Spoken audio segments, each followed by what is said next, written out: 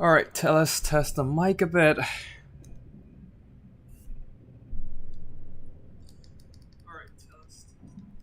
Alright, it seems that everything's in order, and let me just check a bit stuff in real life. Give me a second. Yep, all good. So, welcome ladies and gentlemen. This is Tactical Lich here. It's been quite a while since I last live stream. So recently I moved to the UK and I lost access to my PCs. Right now I'm streaming on the laptop and a whole bunch of with a whole bunch of other new equipment and stuff. So this is like the first time I'm doing a stream ever since the move, and it's mostly here to just clear out my backlog here. There's a lot of good replays that I was unfortunately did not have the time to cast in a video recording, so I'll be casting in the stream live. And secondly, just to test out the whole setup for streaming games in general. And yeah, excuse me if there might be some hiccups in the internet. I'm just trying to I don't have a good internet in the house I'm staying at right now, and the landlord isn't likely to change the internet, so I'd have to resort to use a mobile dongle for a broadband mobile access with 4G. And yeah, just now today we'll see if the internet holds up to streaming. And yeah, I do miss doing Total Warhammer streams, honestly. It's been like, what, 2 months ever since the last stream? So, okay, let's start with... We have 5 replays to show off today from 4 different players, and let's start with Coops and Ethereals. Coops, a Eltharion versus Bretonnian from Cool Umbrella. Yeah. Now let's hop into the battle itself. Hi guy. Internet will be fixed somehow. Well, there's one way or the other to work this problem. I mean, the landlord doesn't change the absolute shite broadband. If you're in my Discord, you might heard me complaining about the whole situation. I couldn't even watch YouTube on 1080p, so it was so freaking bad. Oh, also, by the way, let me know if there's any hiccups in audios and whatnot. There will be a little bit of a clicking sound and keyboard tapping because I don't have a boom arm right now. So the mic is quite close to my keyboard and mouse, and it kind of picks up all the noises from around. Coops, Elf Elites do something in this game. Yeah, I've checked out the replay, and I do have to be quite surprised by a few units that are not that popular in general. So okay, let's have a look at the army builds for the High Elf army led by Coops. We have a front line of spears, backed up by a couple rangers on the flanks. At the back, 2 Eagle Claw bolt throwers ready to snipe out, say, Pegasus, Hippogriffs, and also the ground cavalry of Bretonnia. 3 cavalry units, 2 Illyrian Reavers, one of them the Silver Helms, just for a little bit more mobility to contest that Bretonnian cav. In the skies, we have 2 very, very niche units. One of them, Frostheart Phoenix. Usually a very terrible pick in most matchups because how terribly they do in offense. Just look at the stats. 35 attack, can't even pierce most of the character's defenses.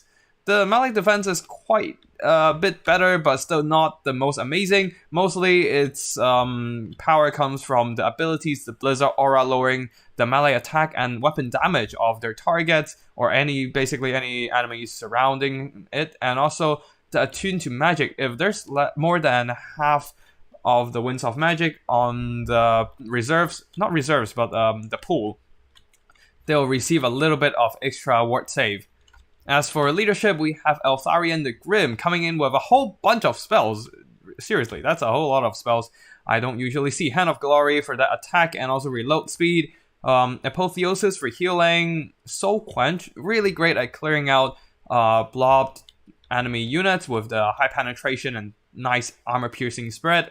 And then Tempest, a deadly spell against all flying units in Game 2. I feel like they nerfed it in Total Warhammer 3. I haven't checked it out myself since I do not have early access, so we'll have to play the actual game to see. Also, there's Helm of Ivris, bringing in the Unbreakable effect, as well as Fang Sword of Eltharion, providing a little bit of tankiness with the physical resistance.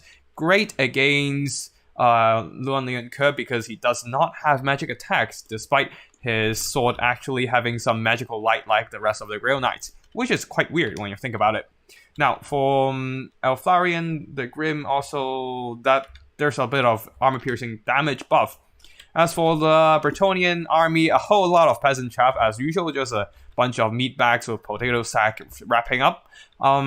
Peasant mob, spearmen at arms, backed up by men at arms with shields, more spearmen at arms, these time with shields, holy wardens of La Maison Tal, as well as the elite beast slayers of Baston, but still no match against the elite Phoenix Guard, which we totally missed in the High Elf army build. In the skies, we have a bit of a cavalry force, Royal Hippogriff Knight, accompanied by King Luan Lian Ke with basically all his abilities. Lance Shield, Sword of Couronne, all the good stuff, and also some Knights of the Realm on the battlefield, providing that mobility of Bretonnia. And now let's go into the battle without further ado. So of course, with the artillery here, the Eagle Claw bolt throwers, they're opening up automatically since they are on fire at will, I presume. Firing at the spearmen at arms, totally not a good target, and even if they're trying to shoot it, they need to switch over to the spread shot, but I don't think the High Elves switch over to the different shots. Or are they targeting? Yep, they're targeting Royal Hippogriff Knights, who are doing some nice dodging maneuvers, basically evading most of the shots. One shot clipped the Royal Hippogriff Knights there, but nothing too substantial, only minor damage. And at the same time, the cavalries are just flanking around, avoiding those shots from the Eagle Claw bolt thrower. Oh, I forgot to turn on the painting tool. Oh, well, whatever. So no more arrows in this battle.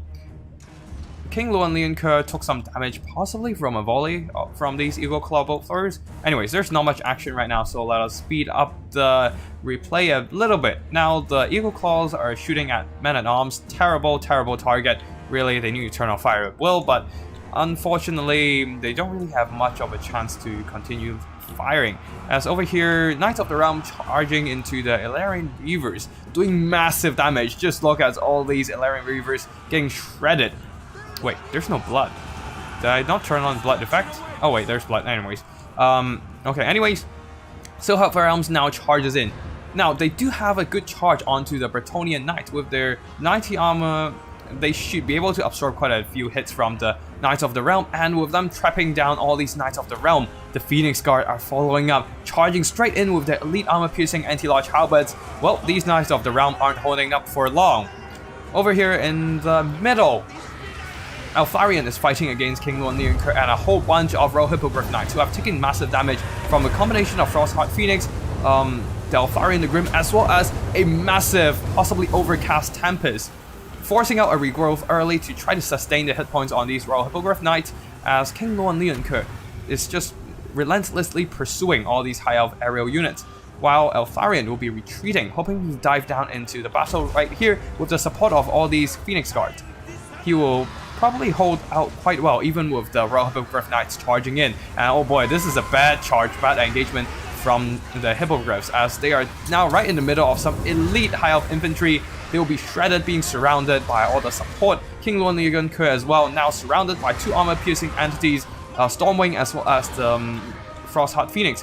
As for the front line, the High Elves are holding out quite remarkably well. A lot of units here is men-at-arms lobbing up against a charge from the Illyrian Reavers, using their lives to sacrifice themselves, delaying the advance of the peasants, allowing these Eagle Claw bolt throwers to fire a little longer. While over here, Knights of the Realm and the Hippogriff Knights were all broken apart by all these Phoenix Guards and dual aerial forces from the High Elves.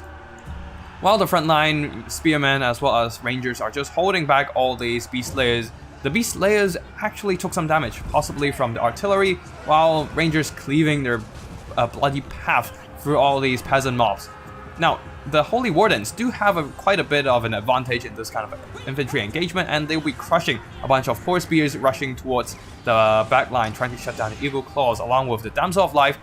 King Luan, seeing that the fight over here is lost, trying to bail from this engagement and dive into another Eagle Claw, routing them as well. And there are some Hippogriff Knights returning from the fight, charging straight into the Frostheart Phoenix. But unfortunately, Stormwing is right behind the Phoenix, and then these Railway Hippogriff Knights receiving a charge from 2 mighty beasties will be going down soon.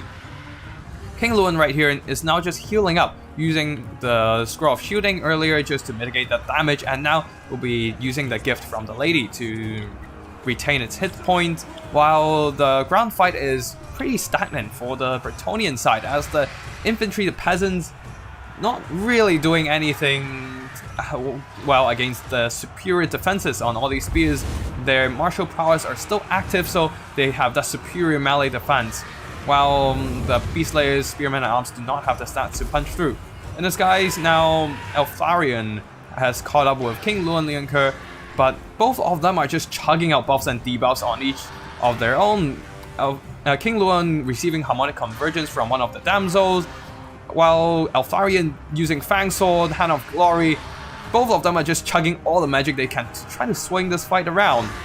But unfortunately, Eltharion seems to be losing this quite a bit, so he'll be leaving the Frostheart Phoenix here, tanking out against King Luan Leoncoeur, as he will be bailing from the fight and charging in once again, utilizing that charge bonus and also rear attack from either of these mighty birds. And King Luan is now losing quite substantially.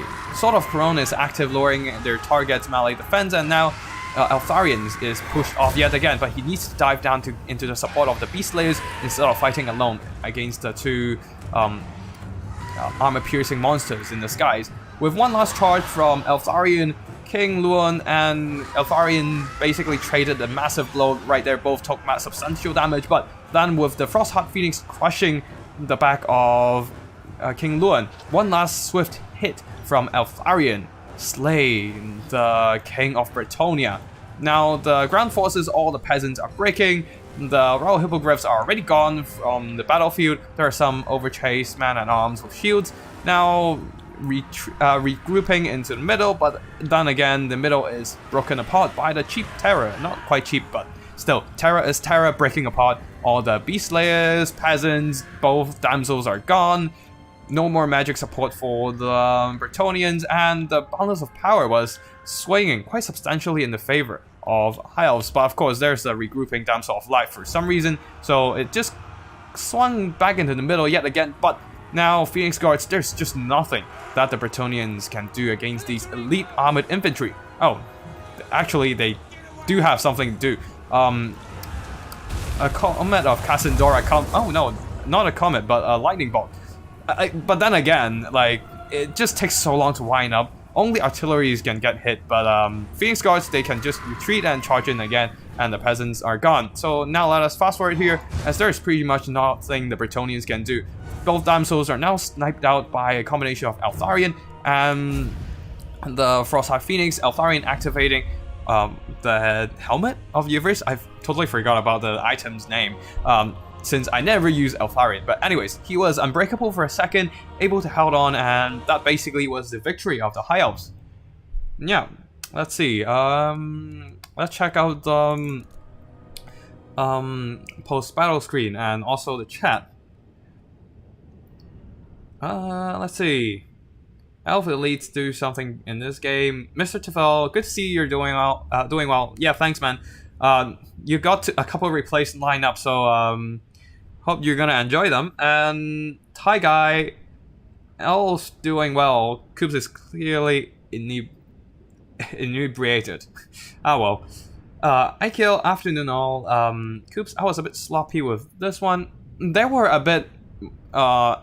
There were some places that both players can do better in micro for sure, but that was still a decent game. I love seeing a good Tempest after all. Thai Guy, King Luan should have magic attacks, no reason not to. Absolutely. He's probably one of the Girl Knights as well, right? Like, I mean, he's not as... he doesn't have the alleviated, ascended status of a regular Grail Knight, but then again, he does have a flaming magical sword, blessed by the lady or something, and he has the whole power added onto him by the lady, the regeneration, son of Bretonnia kind of thing. So he should have magic attacks. Also, like, stuff like, say, Tyrion should have fire attacks as well, but well. CA being CA. Frostheart Phoenix also has a debuff area. If you can keep it alive, it can provide decent support. Absolutely. Although I tried like using dual Frostheart Phoenix in different battles, but they just ended up horribly. And I just gave up on the build because it just doesn't freaking work. Well. Maybe I just need Eltharion instead of trying to use Alario for this. Ty Guy, he is the Grail Knight. Oh, to be fair, he is a Chad of a Knight for sure. Excuse me, I still have like a little bit of coughing from like an aftermath of the big C plague from Papa Nurgle. But like I'm mostly like recovered, so it's all good. It's just that there's still a bit of a lingering effect, which doesn't really hamper my daily life, just comes up once in a while. That is kind of annoying. But yeah, both Umbrella and I were coming back from a break from the game in this one. Yeah, that is fair. That is fair. Honestly, I'm just on break on Warhammer 2 right now. Instead of just playing, say, like Metal Gear Rising. I've been wanting to play that game for so long, but like the game's region locked in Hong Kong, so like before I moved I could not have downloaded the game or purchased it. So after I moved to UK, now I can like switch my payment methods to a UK card, and suddenly I'm free from the lock. And yeah, I've just been hacking up cyborgs and stuff, which is pretty fun. Really love the music and the soundtrack in the game though. But yeah, and just waiting excitedly about Immortal Empires on Tuesday. Though I will be working on that day, so unfortunately I can't stream. Hopefully I can. I think Human Boy Yes is doing like a tournament on that day or the day after, so I'll be joining that instead. Child of Gil, I don't know that much. Yeah, Thai Guy, COVID is a long haul. Coops, fun fact, Altharion's helm guarantees Phoenix Rebirth. Really? I did not know that. That's interesting. How do you like the West? It's great. Like, there's no more restrictions in the West. You have to wear a mask when I'm back in Hong Kong, everywhere, basically. So, that was a bit annoying. But yeah, it's, there's stuff I can, like, there's less rules I need to follow now, which is pretty neat. But yeah, let's see. Army performances. Eltharion, holy crap. Those Tempests really, excuse me, those Tempests really did the job right there. Obliterating those Raw Hippogriff Knights. Although, that said, they still got quite a bit of decent value. Dishing out massive damage against Eltharion and part of the Frostheart Phoenix. But the Phoenix is just so tanky. 48 melee defense. It's pretty much better than most of the monsters around Total War Warhammer 2. Not sure about Game 3. I think possibly a Bloodthirster can have a better melee defense, or I don't know. I don't quite remember the stats on the monsters. I only played ogres anyways, which aren't exactly the epitome of high stats. Anyways, Spearman doing okay and holding back the Bretonnian Chaff. Rangers got a lot of kills, not a lot of value. Of course, Chaff is Chaff. You can't expect them to give you a lot of gold value overall. But the Phoenix Gods just shredding through those Knights of the Realm, being caught by a bunch of Silver Helms, doing absolutely massive heavy lifting. And then in the end, there's just nothing that Bretonnians can deal with them. That's why you often see like trebuchets and whatnot chugging those armor-piercing rocks to crash the possible Phoenix Gods and maybe Silvern Guard. Elarian Reavers, they're like the sacrificial lamb. One of them charged into the Knights of the Realm, allowing the Silver Helms to charge in. The other one just basically held back a whole tide of peasants. As for the Eagle Clawbolt throwers, not much can be said. They were just shooting at the wrong targets the whole time. So I guess that could have used a little bit improvement. And Frostheart Phoenix surprisingly earned back almost double of its own value. You don't see that every day for sure. 2 chevrons, just seriously, what the hell? Any Tomb Kings today? I think there's 1 Tomb Kings in the red team. And I don't think there's any more High Elf matches. There's a Wood Elf match though. It's the Bone and the Wood again. So Wood Elf versus Wood Elf versus... Was it Wood Elf? No, that was not Wood... I don't... well, we'll see. I've kind of forgot. Anyways, King Luo and Lian Ke did a brilliant melee combatant, just unfortunately getting overwhelmed by Tempest and the Frostheart Phoenix. Sounds quite pathetic when you talk about it that way, considering the non-meta status of Frostheart Phoenix. Both damsels, not much can be said. Peasants being peasants, they're just chaff overall. La Maison Tao broke through a bunch of spears, gotten to shut down one of the Eagle Claws. Unfortunately, the Beast Slayers of Baston getting shredded by the Eagle Claws, and also they just can't beat the spears for some reason. I guess martial prowess is a strong ability if they can hold up their HP level. Knights of the Realm, not really much can be said. They did some okay damage, but not enough to cover their own costs. Royal Hippogriff Knights somehow managed to cover most of their own value. Okay, so now let's move on to the next replay. I'm playing Tomb Kings in the Human Boys tournament on the 21st. Okay, that sounds nice. I will be playing Ogres. It will be fun to see how Ogres fare against other Game 2 and 1 races. Like, I've basically figured out all the army builds I need to beat all the Game 3 races, but Game 1 and 2 though, that's gonna be a whole different thing, because kiting is gonna be a rampant problem that I am not ready to deal with. Excuse me. Anyways, next up we have the Emperor Fair against Eugene with Warriors of Chaos. Marcus versus Kolek. And yeah, let's see. Bretonnia needs a funny ammo type for Trebuchet, like Cal Dung. To be fair, I think Cal Corpses would be a great one for Bretonian Trebuchets. Like, you know, when you think about it, Rome, the whole Cal Corpses kind of thing and whatnot. That's gonna be pretty fun. But both throwers were for traps, which is really very reasonable. What else? Kiting will hurt our Shrek boys. They indeed will be. I mean, what else can you do about them other than using Iron Blasters? Not much. Maybe... No, there's no maybe. Like, maybe just spread a whole bunch of, I don't know, Nobblers, using them to screen out. I don't even know. We'll deal with it when we get to it. Anyways, let's check out this army. So, we have quite a few Sunmakers today. So, we'll be seeing some flaming action. Okay, so for Emperor, he is using a rather interesting build. A whole line of spears, that is standard. All bunch of flagellants, great swords going for a man-tied approach with mass state troops. At the back, a couple war wagons, armor-piercing shots, and with a bit of more survivability and kiting capacity. That was going to be an interesting pick against the Chaos, as their armor-piercing will be neat against, say, armored warriors, cavalry, the Chaos Knights, and also possible monsters. And since it is titled Marcus versus Kolek, we have an armored Shaggoth right there. As for the rest of the army, a whole bunch of Empire Knights as a kind of defensive mobility, providing screening power, possibly to deal with like hounds and whatnot. And then we have Marcus Wolfheart as well as a live wizard, Jade Wizard.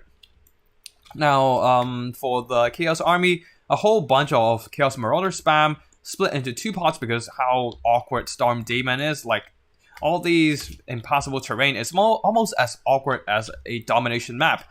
So basically 20 units, not 20, is it 20 units of an army? Probably not. Just 10 units of Chaos Marauders, armor piercing and regular one mixed in together. And then we have a Chaos Sorcerer of Death in disguise, providing a bit of Manticore fighting power, Kolek Sun Eater, Chaos Warhounds with poison, and another Dragon Ogre Shaggoth, this one a regular one, supported by more Warhounds, and that's basically it for the army builds. Now let's get into the action itself. As the Sunmaker, I do like to see a Sunmaker on the battlefield from time to time. These are some glorious artillery models. Just golden artillery, not really about the artillery themselves, but the destruction they can wreak havoc. They have like 3 times the projectiles of regular Sunmaker, and as a result, only 1/3 of the volleys, but still, if they land, those are some tremendous destruction, although the shots aren't quite hitting home right now, unfortunately. Yeah, so these Chaos Marauders will be pushing ahead, but if they actually got hit by one volley of these Sunmaker, then they are gonna be in big trouble. As you can see here, one volley gone, and then there's like two models into one volley, and then like another model shot another volley, and then that's like what, half of their HP gone. Now they're switching targets, but unfortunately the trees will be in the way. Some of their shots got blocked, but a little bit of nice dodge there, avoiding some of the explosions, but this Chaos Marauder unit took some minor damage. And now already 1/3 of the ammo has been used, and not a lot of significant damage because of how spread out and cheap these Marauders are, and also the weird trees and slope just kind of block out a lot of that damage. But still, damage is damage. Chaos Marauder already routing. Now they're clashing into spears. The spears will be holding back the Chaos Marauders as the mobility, mobility as in like the war wagons, which is not exactly fast, will be shifting towards the left flank, probably trying to deal with a possible Dragon Ogre Shaggoth incursion. One nice thing about the Empire army is I like how spread out the whole army is, just basically screening out enemies from afar, allowing a little bit more space and time for all these missile troops to shoot and whatnot. The Chaos Sorcerer of Death approaches, but then will be repelled by the War Wagon's firepower. And over here, Chaos Warhounds catching up with the Empire Knights, and Papa Kolak will be crushing one of the poor Tin Can Cavalry. And they'll be pulling back while the War Wagons will be pushing up using those armor-piercing shots to chip away his health. He does have some Dragon Scaly skin, giving him a little bit more missile resistance, but the armor-piercing will still stack up. Now over here, there's a spell going in. What was that? The heck? Oh, probably Kolak's Thunder Blast, Thunderbolt and whatnot. Oh boy, this is a nasty volley from the Sun Eater, obliterating the Chaos Marauders and two Chaos Marauders at the same time. Like, oh boy, that hurts. But at this point, their ammo is almost gone, and not a lot of value and kills on them. I mean, they were not able to to regain their value, but still did some nice kills overall, clear out a lot of bodies, allowing the state troops to fight a little longer there and less melee pressure to deal with. Sorcerer of Death tries to fight these Empire Knights and War Wagons, but they'll be repelled again with the crossfire from Marcus as well as War Wagon. Right now, what is this? The Fate of Buna, draining the health of all these Empire Knights. Earthblood Extended will be healing up their health. Possibly they had a regrowth earlier, if I remember correctly. Almost hitting their heal cap, but not quite enough, and they're quite close to a white line. So let's see if they regroup. At the same time, the Chaos Sorcerer of Death is just not having a good time. The armor means nothing against the armor-piercing shots from Marcus and the War Wagons, and then one of the Amber Bow shots just obliterated his health. Well, Kolak really needs to catch up with these War Wagons and start hacking them down, but instead he'll be supporting this fight against the Flagellants, pushing off the Empire Knights, allowing the War Wagons to have the time to slowly chip away his health. This Shaggoth over there successfully pushed through the flank and will be approaching the middle of the fight. But as I said before, all the screening from the Empire army allowed a lot of space for the Dragon Ogres and the Chaos Forces to catch up. So even if they manage to break through, there is still space for maneuver for the Empire Knights to just move in and start intercepting the marching Dragon Ogres and whatnot. While Kolak is still being shot by the War Wagons, Marcus dealing with one of the other Dragon Ogre Shaggoth. Another lightning bolt from Kolak here, dealing some decent damage to the Flagellants, but that's not going to save the Chaos Marauders because of how unbreakable and frenzied these offensive infantry are. And then there's a single unit of Great Swords that totally missed out yet again.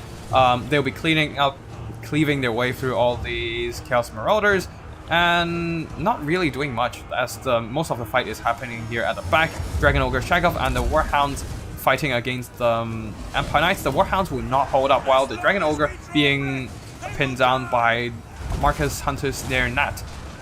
He will be stuck and excuse me, shot up by all these crossfire. Now, finally, Kolak is getting onto one of the war wagons, destroyed one of the models with one massive hammer strike.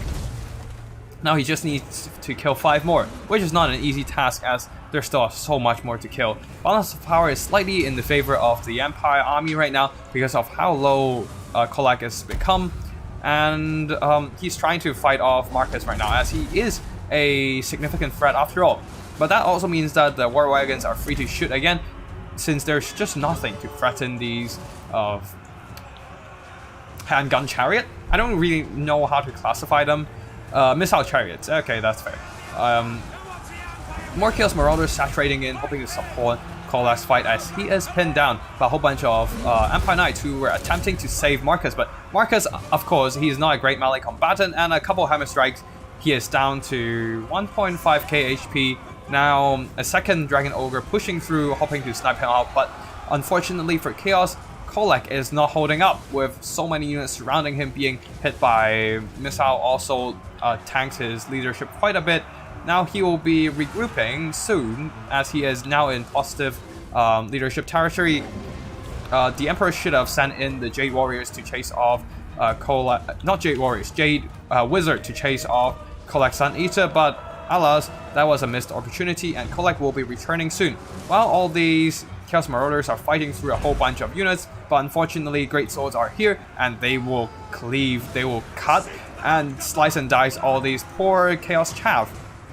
Now a third Thunderbolt coming in from Kolak's Sun Eater probably should have targeted these Great Swords instead, but again, like, damage is damage. They do need to clean out all these unbreakable infantry, but unfortunately, even with Marcus Wolfheart gone, the balance of power is still against Chaos because of how low Kolak's Sun Eater is.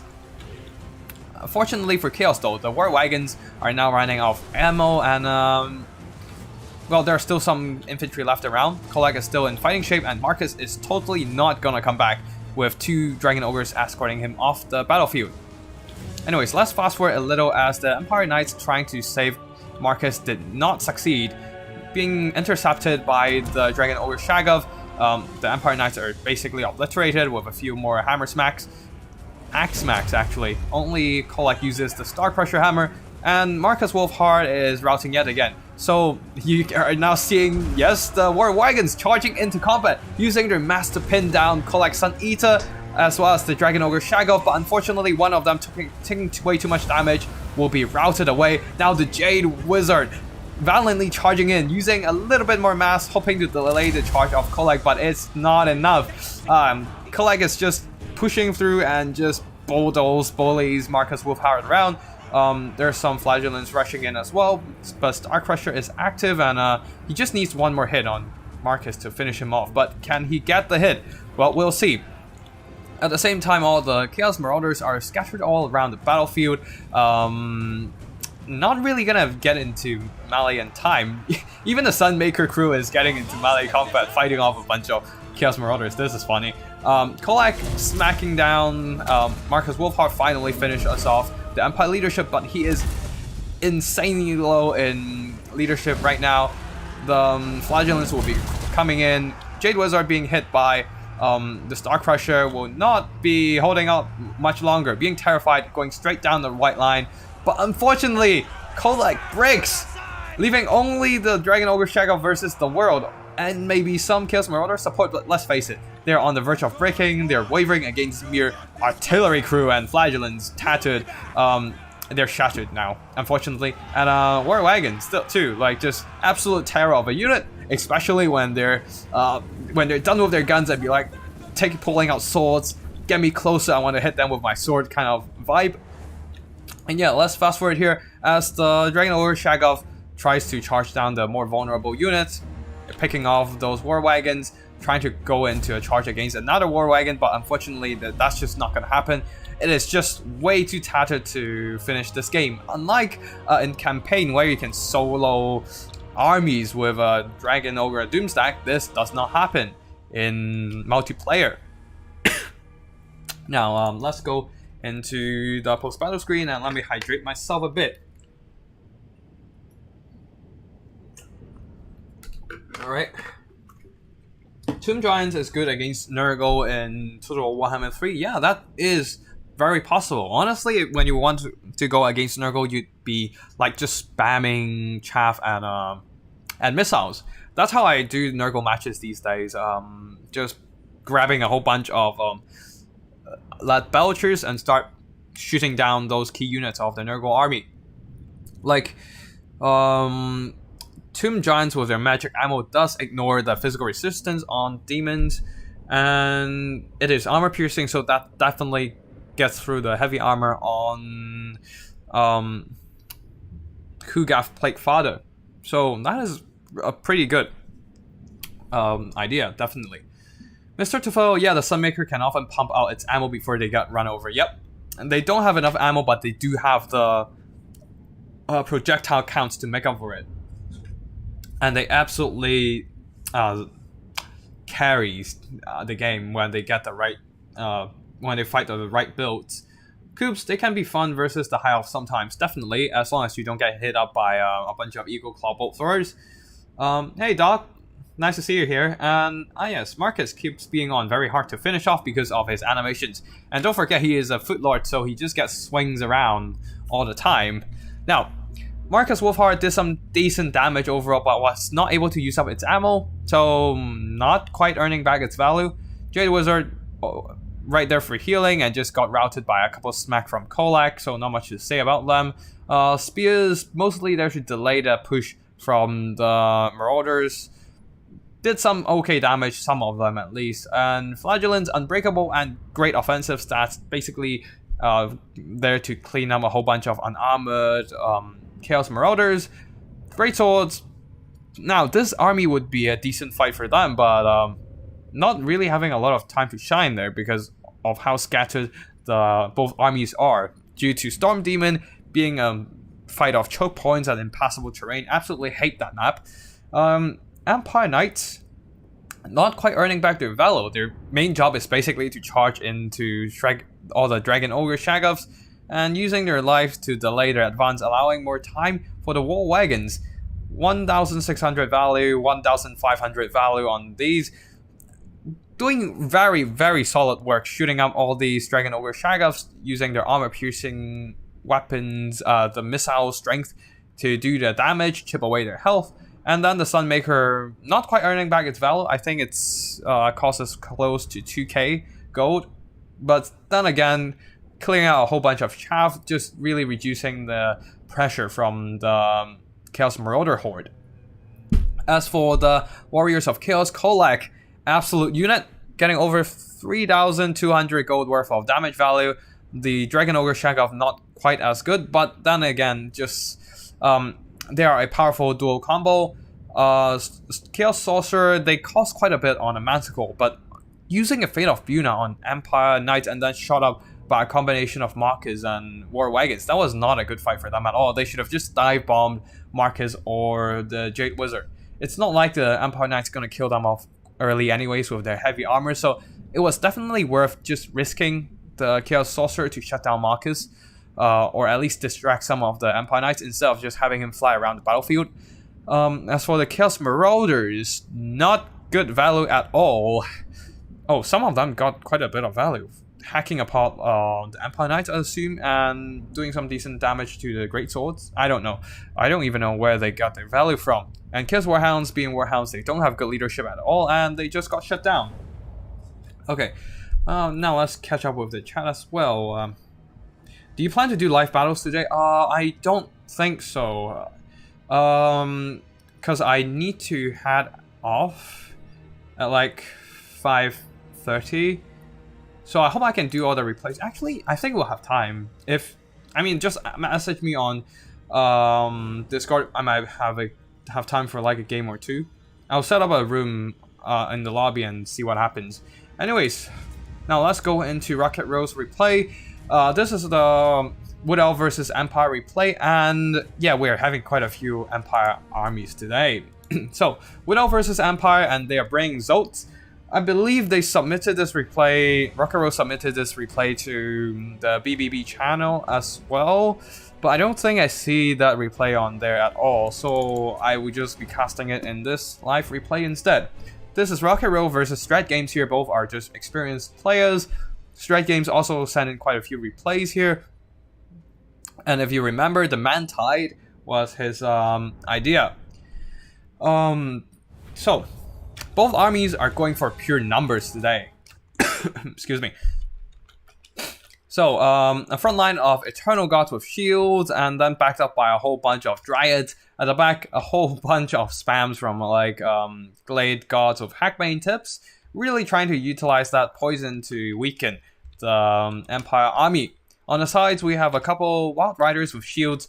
Not exactly the greatest pick against Empire, considering how light their armor is and just how good Huntsmen with their anti-large bonus can shred through their HP. At the back, Zotes, heavy armor, missile resistance with their also physical resistance. So basically, oh wait, no, that's not. Oh, that's Dryads. That's Drycast stats. But they do have missile resistance, and then of course they have that flesh to stone, providing extra armor. In the end, they are just going to be really tanky against Hunter's missile spam. So for the leadership that I almost forgot to talk about, almost missing some units again, Dryka. Just Dryka, bring in a bunch of spells, the Lord of Shadows, Enfeebling Foe, the Penumbral Pendulum, and also the Dryad Summons.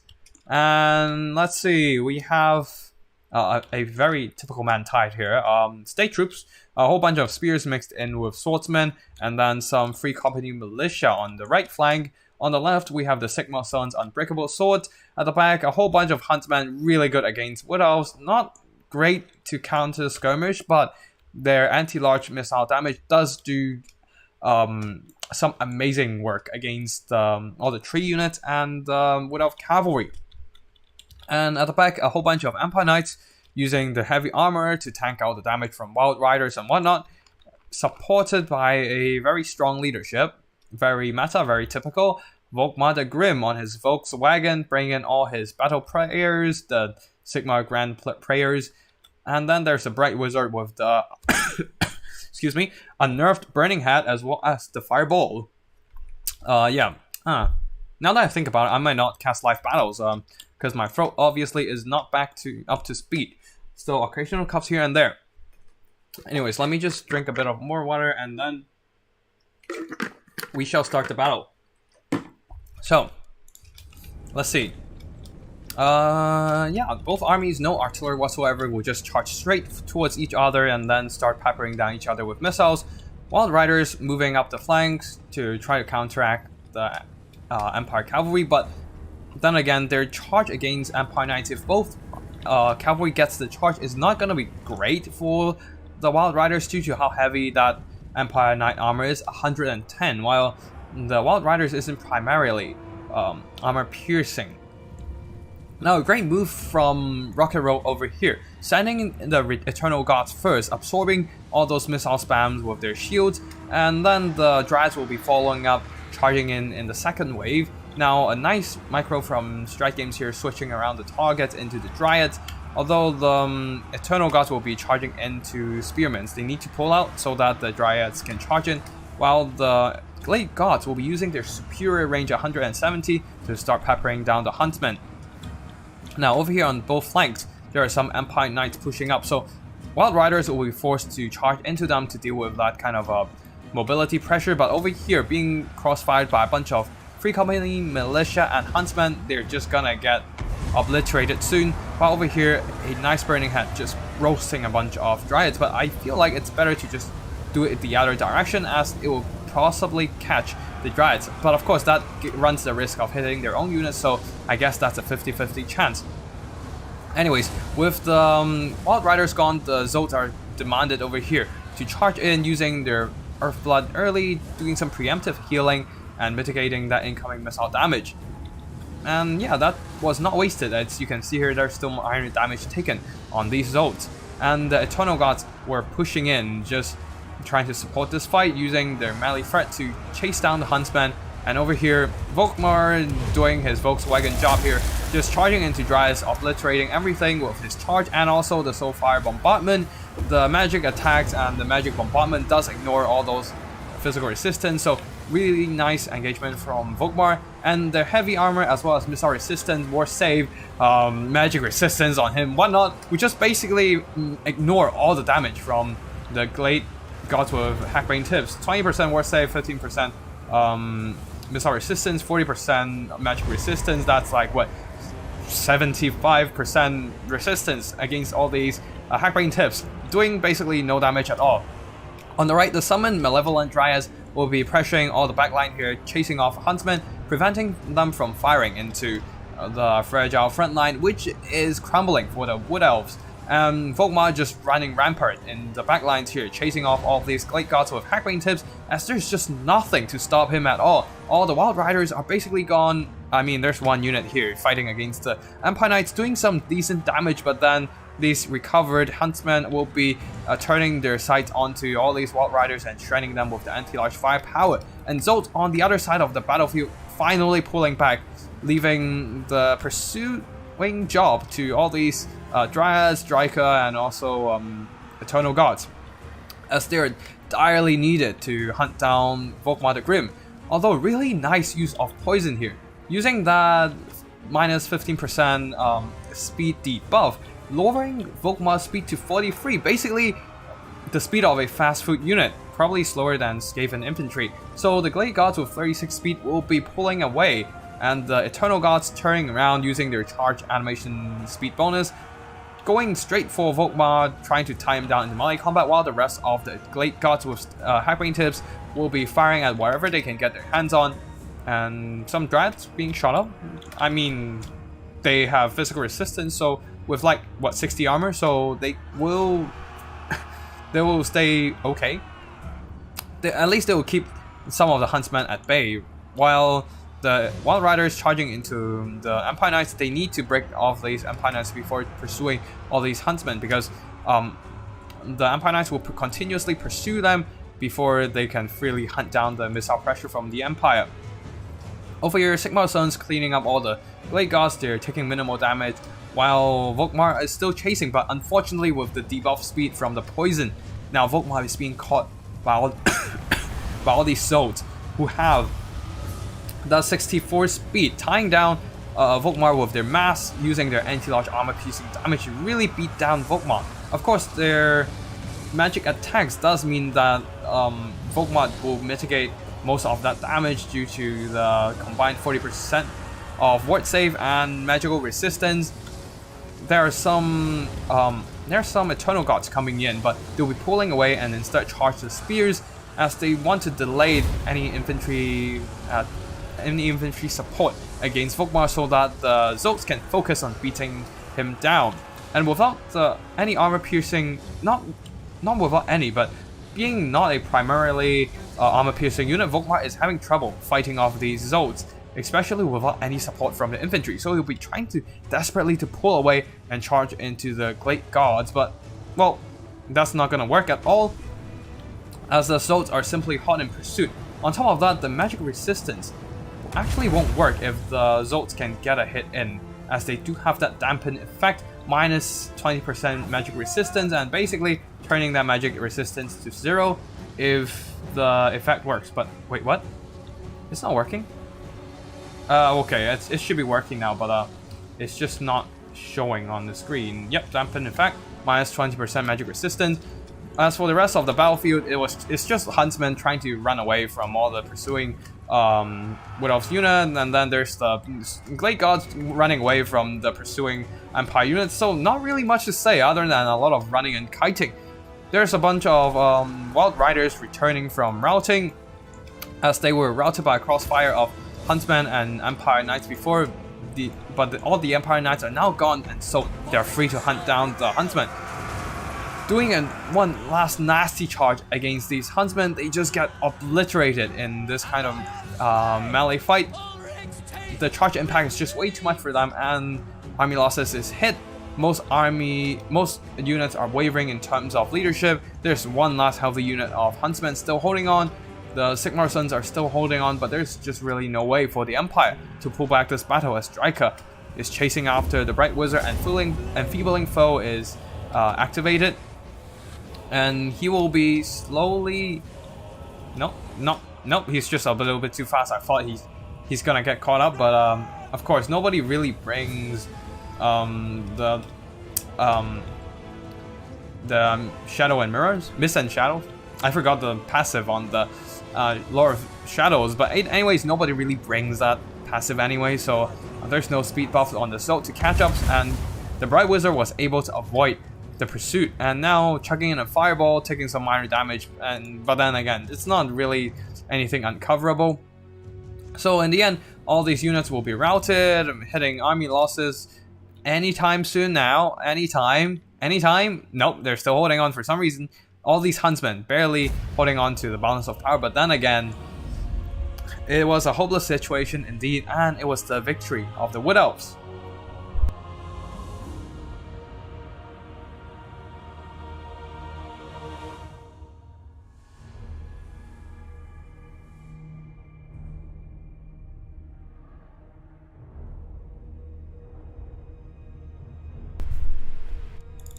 Okay, let's see. Let's catch up on the chat. Let's just go up and I'm very excited for magic resistance to go away. Yep, that's going to be great for a lot of units. Really good news. And let's see.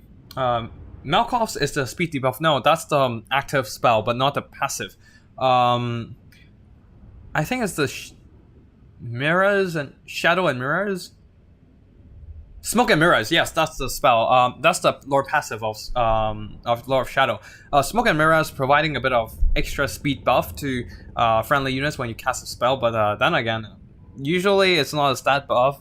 Like, it's not a combat stat buff, more like a movement stat buff, so most players don't really bring it, but as Mr. Tufel said, Melkov's plus the lore passive Smoke and Mirrors, that should actually sort out long chases. Probably great for dealing with draw kiting when you think about it, if you have the units to chase them. But yeah, Thai guys, sometimes ammo I find can keep army losses from starting. Yeah, ammo does count.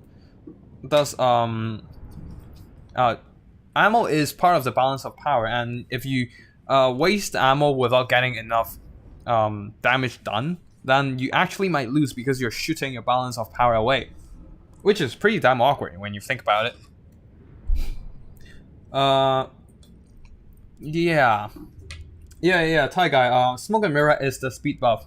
That was what I was thinking of when they were casting Enfeebling Foe. Anyways, let's have a look at army performances. Alright,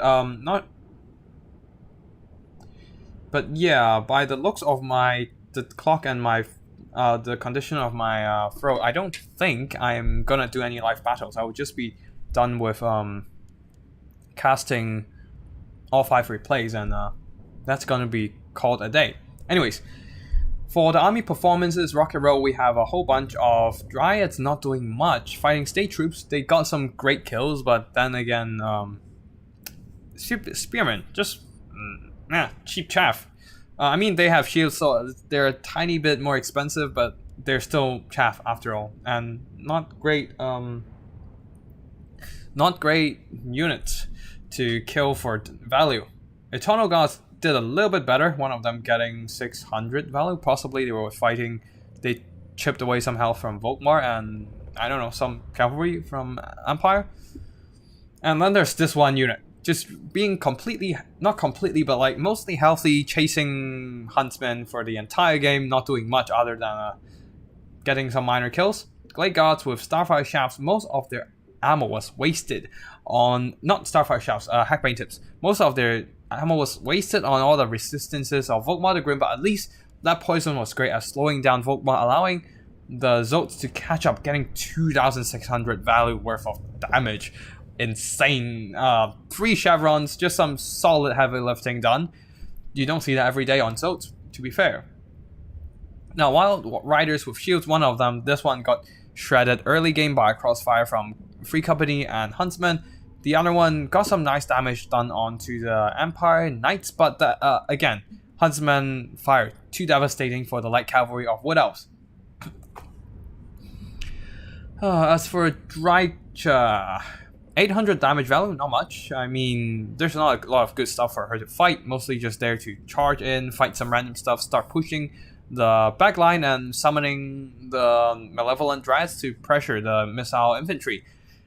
Now, for the state troops, 10 damage value. Wow, pathetic.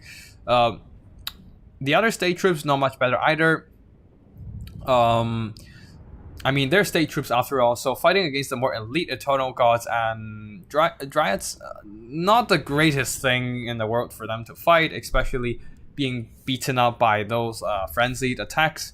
Sigma Sons did a lot better, possibly earning back their value. I think they cost 750, so that's what they need to get to earn back their value, and being unbreakable always helped them to earn back their own value.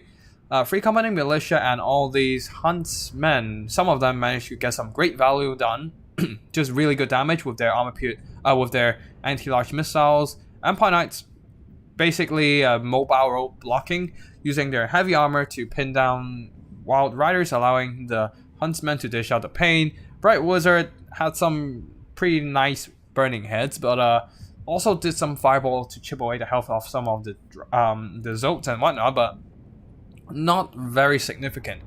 And Volkmar the Grim not getting a lot of good engagements. Yes, he rolled over a whole bunch of Dryads, but the poison was just great at slowing him down. He was not fast originally already, so with such a huge chariot altar model, but and only 2 poor horses. And now with the poison debuff, he was not able to catch up with the Great Gods conveniently, and then the Zotes comes in and just wrecks him in combat, using that dampening effect to negate his magic resistance. And yeah, that's it for the third replay. Let's have a look at the last 2 replays, and they are both from Mr. Tefel. The first one, Chaos Air Force. It is replay that it is a quite interesting combination. It is a build that I sometimes use against other armies. This is Mr. Tefel on the left here using a Chaos Army, and then this is me, not me, but like this is me, and our friendly Taiwanese YouTuber.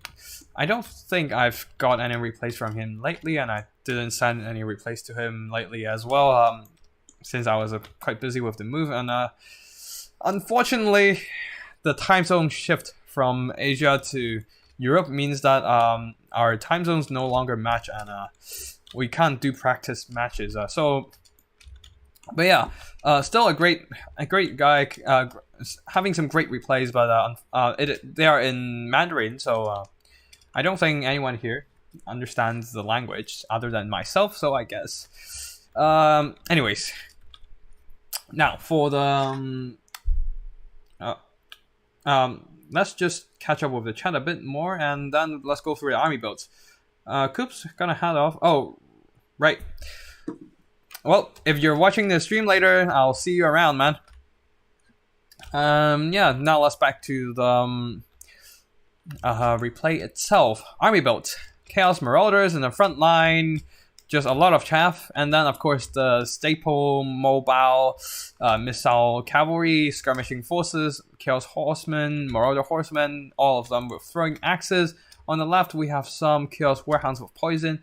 They're backed up by Chaos Warriors with halberds, a more elite infantry, and then more Chaos Warriors, Chaos Warhounds, and also Chaos Warriors with halberds.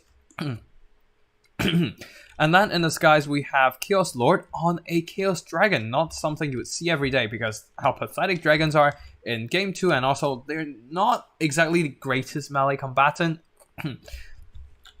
They're like decent, but then like there's just always better options. Chaos Sorcerer of Metal with the Manticore, and also an Exalted Hero also on a Manticore. So triple flying monsters, a Goon Squad from the Chaos Army. We have, let's see what abilities they have. Dependent of Slaanesh, providing a lot of melee attack. And then, of course, the Fire Breath attack from the Chaos Dragon. Chaos Sorcerer of Metal coming in with Searing Doom, Plague of Rust, and Transmutation of Lead, as well as the Forbidden Rod for extra magic regeneration. As for Bretonnians here, going in with quite an interesting build here. foot squires with gold chevrons. 34 attack, 31 defense with armor piercing and anti-infantry. Let's see how they perform against the Chaos Army. And then on both flanks, we have some men-at-arms with polearms to provide some anti-large protection, and at the back, questing knight. In this guys, we have not the king, but Albrecht de Baudelaire, and then there's a damsel of beasts and some men-at-arms with polearms in the forest. A couple peasant bowmen at the back, a little bit far from the main formation, probably a mistake in the deployment. As you can see here, it's pretty much the default deployment width. So I think there was a bit of a mistake from Me's build here with Albrecht, bring Albrecht and no healing, coming in with only the Pan's impenetrable pelt. I don't feel like this is a great build, but let's see how it performs. Wardens of Montfort here, providing some skirmishing power.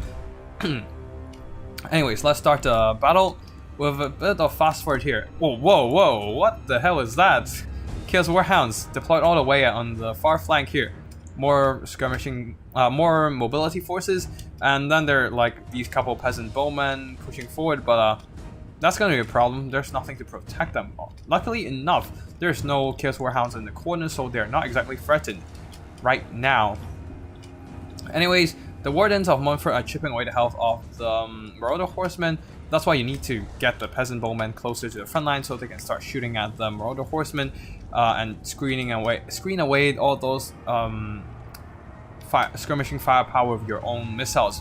But over here, the flying trio from the Chaos got a little too close to Montfort Warden, so they will be pushed off for now. In the front line, foot squires charging into Chaos Marauders with the support of questing knights. They should be able to wreck these Chaos Marauders, but there's just so much Marauders coming in, and the Bretonnian army is in quite a bit of a mess right now, with a bit of a mistake in deployment. I don't know whether it's just replay itself, because some of the replays were before the most recent update, and I don't know whether there's any changes. Anyways, that most of them should be fine, so we'll be just casting them nonetheless. Peasant bowmen start firing into the Marauder Horsemen, doing some really nice damage, and then there's the Searing Doom here. Armor piercing damage really nice against infantry blobs like these, especially with these elite foot squires. Not that they're actual elites, but that they do cost quite a bit more, getting some good values from the magic bombardment. And now the Chaos Lord will be diving down into combat with the support of the halberds of Chaos. This is not good for the Bretonnian army at all, because you can see here both questing knights and foot squires are taking massive damage from all these Chaos warriors with halberds. Over here, the damsel of beasts shoots up an ambush spear, trying to do some penetration damage to the Marauders horses, but just not. It's not really good against cavalry. They have good penetration, don't get me wrong, but unfortunately there's not a lot of models for them to hit. And now another beautifully placed Searing Doom, obliterating combination of questing knights and foot squires with the help of the flying trio of Chaos. And with that, the Chaos will be retreating away from the armor-piercing polearms, and at the same time, all these Warhounds are just running around trying to catch and tear apart the backline defenses from the Bretonnians. And that was quite successful, getting into the backline here. So at this point, I would just charge in the Wardens of Montfort here, trying to stem the tide of Chaos Warhounds, as the peasant bows will be picked apart by the Warhound. And questing knights are not exactly in a good position to support. Of course, they're charging in now, and also there are some other Warhounds being stopped. Where's the other Warhounds? I don't see them. Okay, there's another Warhounds coming in from the other angle, and these questing knights needs to come in and save the peasants, but unfortunately that's not going to be the case, and they will... Wait, why are they just ignoring? Oh, they're probably having a charge order on the Montfort, on the Wardens. Anyways, these Chaos Warhounds are stopped right now, while the majority of Chaos infantry push are stemmed by a combination of foot squires and men-at-arms with pole arms. And as you can see here, the Chaos Warriors have taken quite a bit of damage over the course of battle.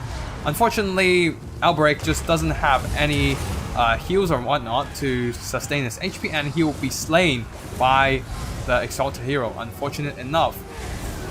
On top of that, there was the Transmutation of Light debuffing the weapon stats on all these expensive units of Bretonnia.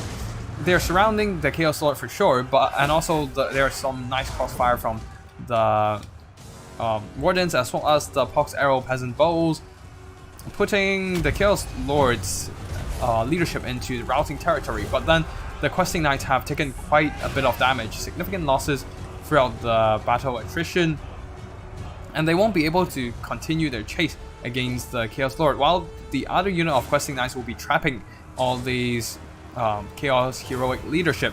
And now another nice bombardment, the Searing Doom coming in yet again. Oh, this is nasty volley and just obliterating all these Questing Knights.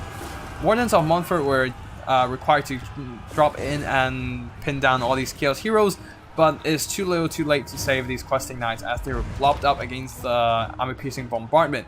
And then there's still a whole bunch of Marauder horses left, and they're showering the Bretonnian units with javelins. While the Chaos Lord will be routing away from the battlefield, will he return? That is a real question here. He's hitting the white line, and barely able. Like, it's so close to the white line, but barely. He was able to cling on to his leadership, recover, and return to the combat. Possibly? I don't know. That's 6 leadership. That's like, it's gonna rout any time it gets close to a hostile unit, but we'll see. We'll see whether he can recover his leadership in time. Anyways, at the back, there's nothing to stop the Chaos Mobility anymore, with all the Questing Knights being obliterated by Searing Doom. And now the Marauder horses are free to charge straight into the Peasant Bowman backline. There are some regrouped Questing Knights, but they're not going to be enough to save these peasants, just breaking in the moment they got impacted by the Marauder horses charge. On top of that, they do have the missile block chance on their shields to mitigate some of the damage from the Peasant Bows. Anyways, over here, there are still some men-at-arms with polearms fighting. They are probably the best infantry that the Bretonnians have. And that is taking into account foot squires as well, because, well, they have just great defensive stats. You should give them gold chevrons over foot squires. That's my humble opinion, but still. Like, they have 41 melee defense, they will hold line, and then they have armor-piercing, anti-large, just overall a great hold-the-line unit. A great linebacker with the lack of elite infantry on the Bretonnian side. Probably the second best, second to only Grail Guardians. And yeah, if you just slap a Grail Reliquary, Grail, it's French, but I'm not sure how it's pronounced. Grail Reliquary? Yeah, Grail Reliquary on them, and then they will be just unbreakable line holder. And now, finally, the first breath from the Chaos Lord in the entire game, just going straight down the line on the Questing Knights, routing them, shattering them on impact, and then drops in with all the buffs on Foe Seeker, Deadly Onslaught, Stand or Die, and the Slaanesh Mark obliterates the Lore of Beast Damsel, and that's game. That is game. Now let's check out the chat again, do a bit of catch up. Coops, I just sent in a Empire versus Norska game. I think it's called Autosave.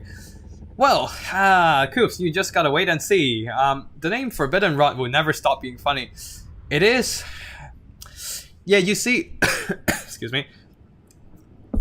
I've always wanted to make innuendos for Forbidden Rod, but dog, this is such an overused joke. I need to think of something ingenious before ingenious. Yep, ingenious. That's the right pronunciation. But yeah, I need to think of an ingenious way to make the joke work before actually making a joke about it. Because everyone's just joking about it these days. You need to stand out and be unique with the puns, you know. And yeah. Oh, sup, Stratgames? Hi. Thanks for the replay submission. I hope you enjoyed replays I cast earlier this week. Anyways, let's have a look at the army performances. Let's check the Bretonnian side this time, actually, because I want to see the men-at-arms. Actually, they didn't really do anything. Well, they do lack the offensive stacks to punch through any thing on the Warriors of Chaos side, and they were just shot up. They do have a problem of low armor, so they will get shot up pretty hard by any missiles, especially just like Marauder horses and whatnot. Now, for Squires, since they're gold chevron, they probably cost over 1,000 gold, but just not earning much value. They're just pathetic, man. Honestly, I just don't like Food Squires at all. Their melee stats are just terrible. They have terrible leadership. You need actual Grail Reliquary to make them work because they do not have ITP, unlike Great Swords. I think Great Swords have ITP. It's been a while. I don't quite remember. I'll just check when I start playing Game 3. Anyways, Peasant Bows, one of them got quite a bit of value, probably from the Crossfire. Excuse me. Shooting into the Chaos Dragon. Oh, right. Yep. Water time. And the other not so much, being pressured by a whole bunch of hounds. Let's see, what else do we have? Wardens of La Maison Town, earning back their own value. Skirmishing units are always solid, I do have to say.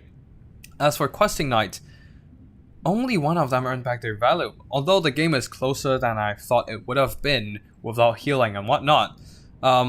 One of them earned back their value, 1,600 value, 2 chevrons, 170 kills. Definitely solid. Unfortunately, they just get shot up by a whole bunch of Searing Doom. Questing Knights, the other two not quite doing well. Being shot by throwing axes, being stuck on Chaos Warriors with halberds. You can see that they earned quite a bit of value.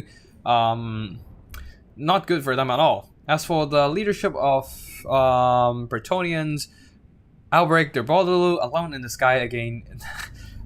A rather rare trio of Chaos Flying Goon Squad. Unfortunately, that just didn't work out, especially in Game 2 where you cannot manually land your unit. Damsel of Beasts desperately try to use the Ember Spears to chip away the health of the Chaos unit.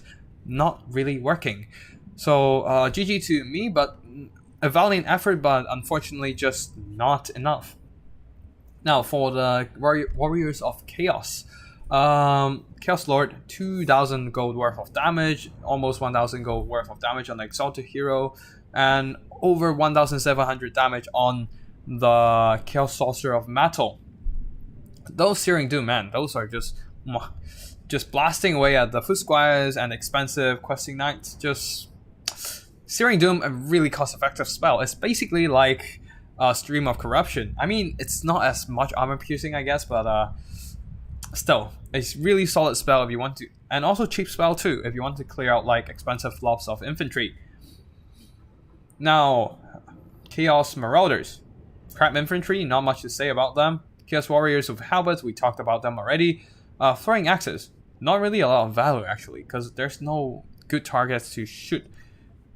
Like, all the Questing Knights, they shot them up a bit, I guess, but then they just got repelled by a combination of Wardens and also the Pox Arrow Archers.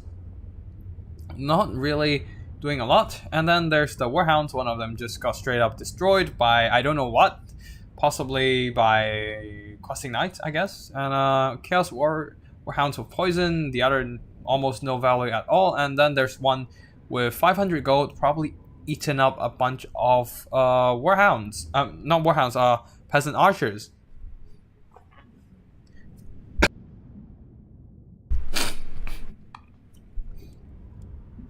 Okay, that's it for the fourth replay, and we'll be moving on to the last replay soon. Let's just check the chat a bit again before we go into last replay.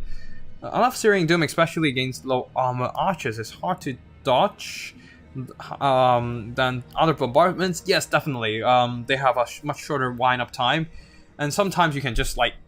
I remember there's a really good bait and switch video with Searing Doom from Rubber Duck of War. I believe one of the player was... I believe Falcon was playing as the High Elves and using a nice bait and switch tactic, luring in a whole bunch of Blood Knights and hit them up with a nice upgraded Searing Doom, and that was just beautiful micro. You can't get more perfect than that. Anyways, the last replay, also from Mr. Tufel, the Steam Tank Who Could. let's just check it out. It is another similar build. We see the Sunmaker yet again. This time with Huntsman General instead of Marcus Wolfheart, and we have the Steam Tank here against Hot Rust Warrior, also a rather experienced player. I've seen his name more frequently over the past few months. And yeah. Stratgames, thank you for the cast a few days ago. Mantide against Dawi was, yep, it was lit indeed.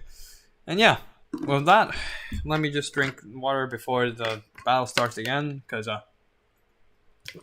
I do feel like coughing once in a while. COVID has not been nice to me, and basically I was coughing my lungs out over the days where I was having COVID. But yeah, overall I'm mostly functional now, just some coughs here and there. But let's see. Last game of the day, Empire versus Tomb Kings. I believe it was Nafis Fires was asking for excuse me, was asking for Tomb Kings earlier. But yeah, let's see.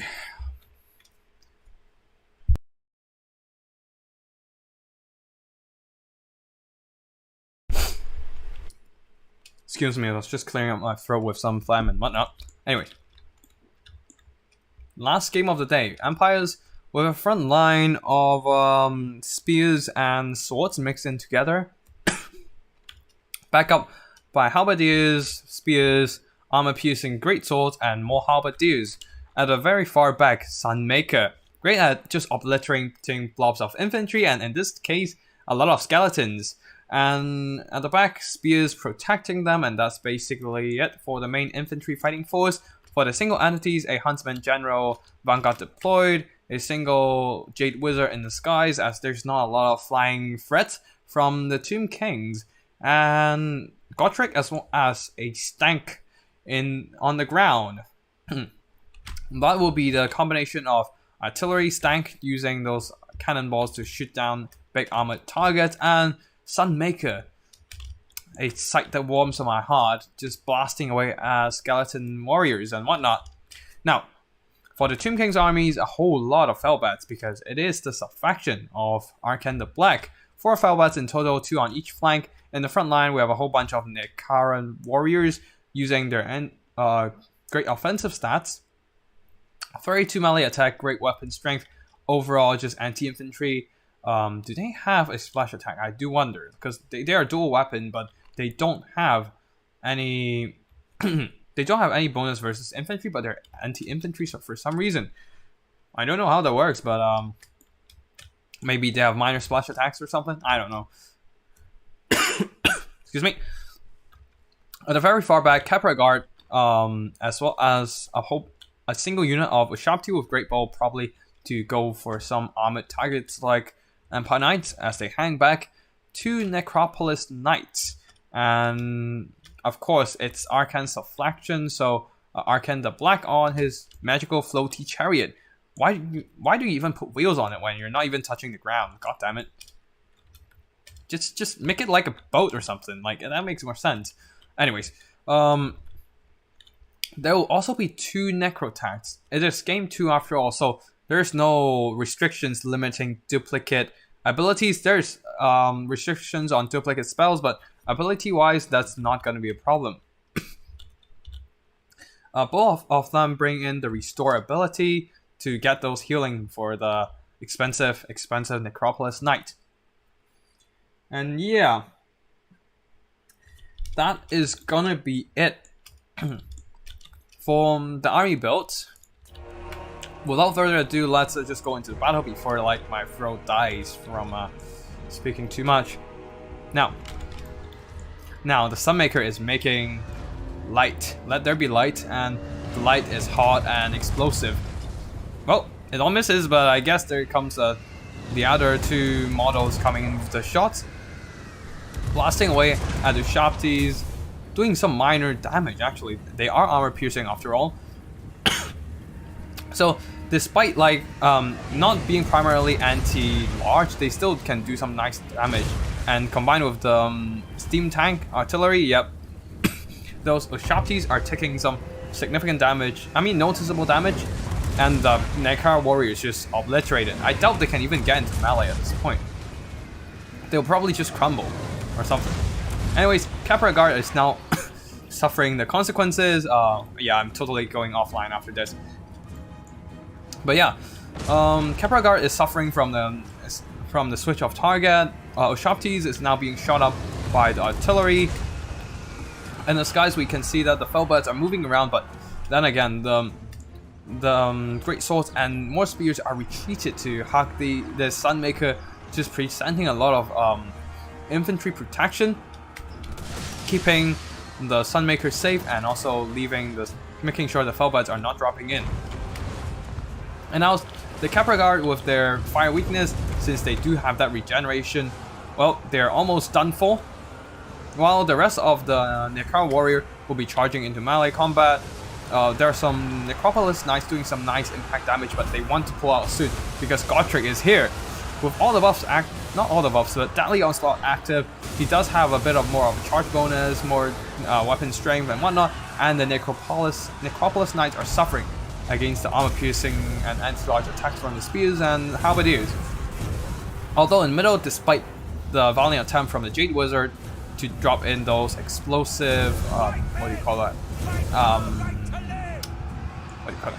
No, that's not Awakening of the Woods. Oh yeah, that sounds wrong. But anyways, the wood was awakened and it hit those bone boys, but that was not enough to fight off the Nekar warriors, and they were just cleaving a bloody path through all these swordsmen. Even the tattered Capra Guard were able to shut down the swordsmen as well. As for the backline, the Sunmaker was shut down now with the dedicated investment here diving down Felbert and sacrificing a whole Necropolis Knights who took some significant damage from the earlier engagement. They were just dedicated to shut down the Sunmaker. That basically prevented all these Nekar warriors from being further damaged, and they will be free to shut down all these halberdiers and whatnot, which was very successful. With the fear from all these skeleton units, the halberdiers and spears are, well, routed due to the great offensive stats on these Nekar warriors. The problem is this whole blob of elite Empire units, halberdiers, great swords, and a whole bunch of healthy spears just blobbing up. And there's not a lot of options for the Tomb Kings to fight them. Now, especially with, yeah, wait, where are the... Yeah, all the Necropolis Knights right now are gone. At the back, some of the Ushapti with great bows, 6 of them were still standing. Oh wait, there's the Necropolis Knights here, receiving a heal from the restore from the Necrotact. They'll be charging against the steam tank here. They need to dive down the Felbats to delay the swordsmen from approaching, because the Necropolis Knights with halberds are direly needed to finish off the the steam tanks. But unfortunately, it seems that the micro from the Empire, the Tomb Kings player, is elsewhere right now, as all these Nekar warriors, mostly healthy, are charging, pursuing all the Empire units. At the back over here, Jade Wizard, it's gonna be a hell of a mouthful when Immortal Empires comes, when Empire fights Cathay. Anyways, Jade Wizard fights against Necrotact, but got beaten up quite well, as he was suffering from some crossfire from the Ushapti earlier, even spending a regrowth healing himself up. Well, over here at the front line, Nekar warriors just grinding through a whole bunch of spears. The great swords will be great fighting against the Nekar warriors and the Capra Guard, but there's just a lot of numbers and weight, and not quite sure if they can hold back. While the steam tank will be constantly under the pressure of the pursuing Necropolis Knights and Ushapti firepower, swordsmen being routed by Felbats, they will not be holding on for long, while the Felbats here tracing off some routed unit. Nekar warriors needs to start pulling back and start supporting the fight in the middle, as the great swords are actually turning the tables of this fight. They are tattered for sure, but that was the same for the Capra Guards and the Nekar warriors. All these Nekar warriors just cleaving a bloody path through the spears yet again, and Arcanda Black, now after routing off some state troops, will be pulling back into the middle fight. And the steam tank, just barely any health left, but this Jade Wizard was able to regroup from the rout and now they will be soon dumping in some heals. Please do, otherwise the steam tank will be going down. Good news for them though, at least the steam tank was no longer under fire from the Shopty with great bows. They ran out of ammo, and then they need to start charging something into melee to start shutting down the steam tank. But if the Jade Wizard can save up enough magic, the steam tank might just enough to be able to carry the game. Anyways, Nekara warriors at the back really needs to be brought back soon. Halberd is being chased off now by some very healthy Felbats. Necrotact just chasing off these routing units as well with the support of Kepra Guard. But right now, yeah, there's not a lot of stuff to shut down Gotrek, to say the least. I mean, the Nekara warriors would be necessary. Oh no, definitely a misuse of magic here. Spirit Leech on Gotrek instead of the steam tank. Now a regrowth coming in, restoring a massive amount of health on the steam tank. Now suddenly things get a lot more tricky for the Tomb Kings, as the steam tank now suffering another Spirit Leech actually. Interesting. Limiting the health regeneration from the regrowth, but they really need to send something to shut down the steam tank right now. Like, it's just standing there, like getting free shots on the Shopties, getting free shots on Arkan the Black. Now the Jade Wizard tries to like do a bit of damage on Arkan, but this might be a little bit too much for him to handle because no Tomb King's lords are slouches in combat. They are a people of martial prowess after all. And now, oh, a massive shot from the steam tank obliterates Arkan despite having over 1k HP left. I think that's probably because of the armor-piercing penetration of the steam tank, clipping through multiple hitboxes on Arkan the Black, because chariots do have multiple models, the horses and the actual chariot chassis, so I think that might be the problem of the shot there. Just going through the chassis, doing damage once, and doing damage a second time as they clip through the horses. So, unfortunately, Arkan just got one shot, despite having still a significant amount of HP left, and that puts the balance of power significantly against the favor of the Tomb Kings. There's basically nothing much they can do to fight off the steam tank and Gotrek. Maybe if they can fight off the state troops, get Gotrek and steam tank surrounded, and then get the Necrotact to start cycle charging, maybe they have a chance. I don't know. So let us fast forward here as the Necrotact engaging against Gotrek. Not a good fight for him. Oh no, that's bad. Oh boy, this is hard to look at. Look at all these buffs on Gotrek. Like, what the fuck? Oh, okay. Let's just can we even get Gotrek's banner? Okay.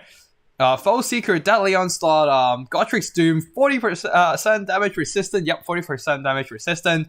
40 melee defense, so his stats is just buffed through the roof. 90 melee defense in total. Over 763 weapon strength, and a bunch of anti-large as well. And then, well, thanks to the Rune Axe of Gotrek. And then Deadly Onslaught as well as a Full Seeker Access. Charge bonus is up, armor piercing, base weapon damage is up as well, and Vigor Refresh. This is stupidly insane. Yeah, this poor Necrotank, it doesn't stand a chance. There are some Felbats here chasing out some great swords, but with the charge from the Jade Wizard as well, almost at Jade Warriors again. But yep, there goes the Necrotank. Army losses is hit. Even the healthy Nekara Warriors can't hold up the leadership, and there goes the Tomb King's army. Yep, the steam tank, man. The steam tank carried in the end game. Holy crap. But yeah, let's see. Let's just check the chat before we go into the army performances. Now, Mr. Tufel, the main idea here was a cheap lord to distract, and Gotrek and the tank to do the heavy lifting with heals, and the Sunmaker to mop up chaff. That is indeed what happened. Huntsman General, I didn't really cover him in general because, well, Arkan the Black just rolled through him with the anti-infantry bonuses of his chariot. But fortunately for the Empire, Gotrek was doing work. The steam tank shot up a whole bunch of Shopties. The heal barely kept it alive, but definitely kept it alive from the Jade Wizard. And the Sunmaker, that was glorious, blasting away all those poor Nekara warriors and Kepra Guard. getting some absolutely solid damage overall. And Great Swords, almost 100 kills, definitely worth their damage value, over 1,000 gold worth of damage, doing quite solid, as this was a heavy infantry, infantry heavy army, and the armor from the Great Swords negate a lot of damage from the Nekara warriors, and anti-infantry does do well against the Kepra Guard and Nekara warriors. As for the state troops, Cheap Chaff will be Cheap Chaff. They actually earn back their worth, these guys. 450 damage, 450 gold worth of damage. Probably they were the ones fighting off the remaining Necropolis Knights. Same goes for these two. There were a lot of spears crowding up around the Sunmaker after all, and there was a sacrificial charge from the Necropolis Knights to shut down the Sunmaker, but that was a bit too late. So quite unfortunate for the followers of Nagash. So overall, a pretty solid game. And wait, what? Huntsman General getting over 1,400 gold worth of damage. He must have done some noticeable shooting against the Ark and the Black and some of the monsters, but I just didn't really see it. Okay. Anyways, we're not going to check it out again, since I feel like my throat is not going to hold up, and I'm just going to end up in a coughing fit if I do another half hour of stream. Now, the rest of the followers of Nagash army, let's see. Nekara warriors not doing a lot of damage. Only this one managed to earn back its value.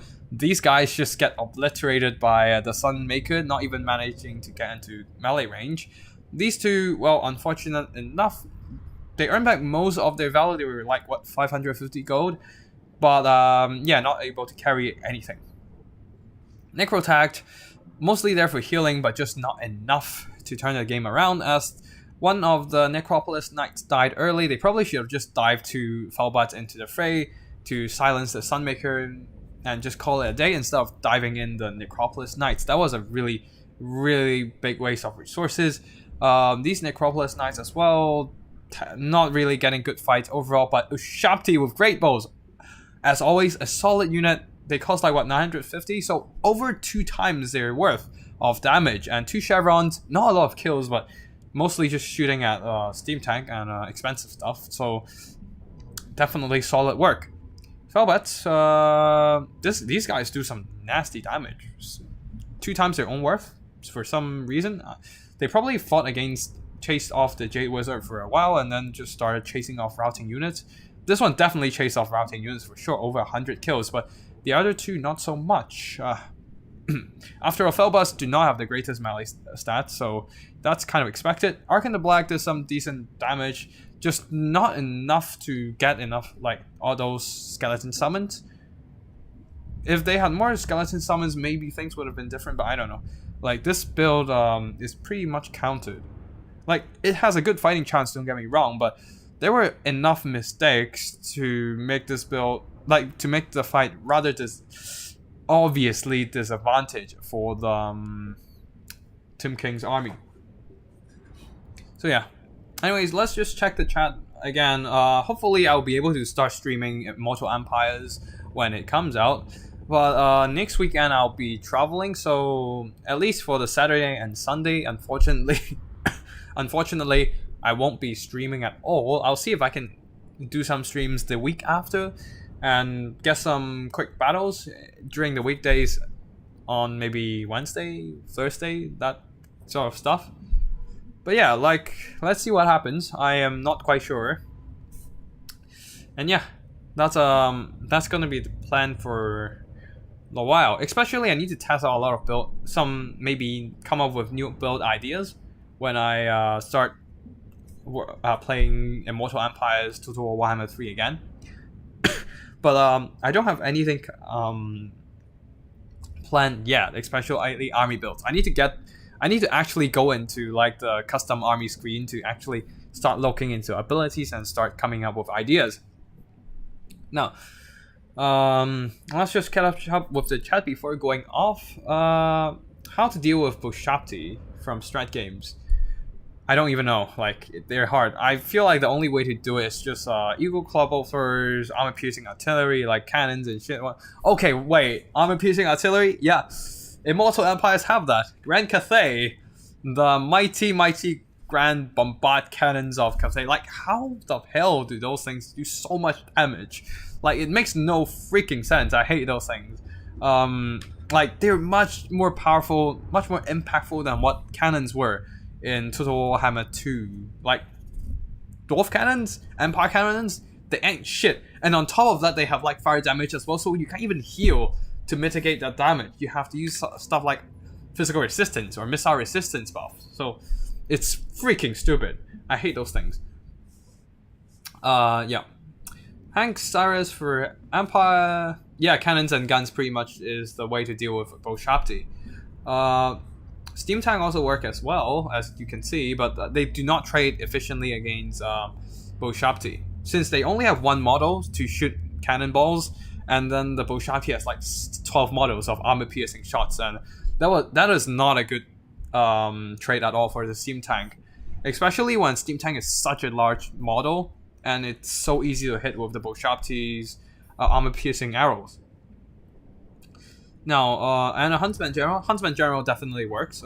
That's probably how the Huntsman General earned some of its value. I don't know. I didn't really see its performance, but yeah. With this army, Gotrek works as well. Gotrek is definitely a beast, Alexander. Will be fun to see Steam Tank with wounds in Game 3. Now, Steam Tanks, they are not a great melee combatant overall. Its melee stats is pretty damn weak in terms of melee defense department, but of course, it's a freaking huge chunk of metal. How is it gonna dodge or block attacks? So that makes sense. Most of it relies on the melee, the armor to mitigate damage, and the wounds, lowering its stats, and weapon strength. That's gonna be interesting. In the sense that, yeah, it's not going to be as much of a late game beast since it does hold till the last with its unbreakable.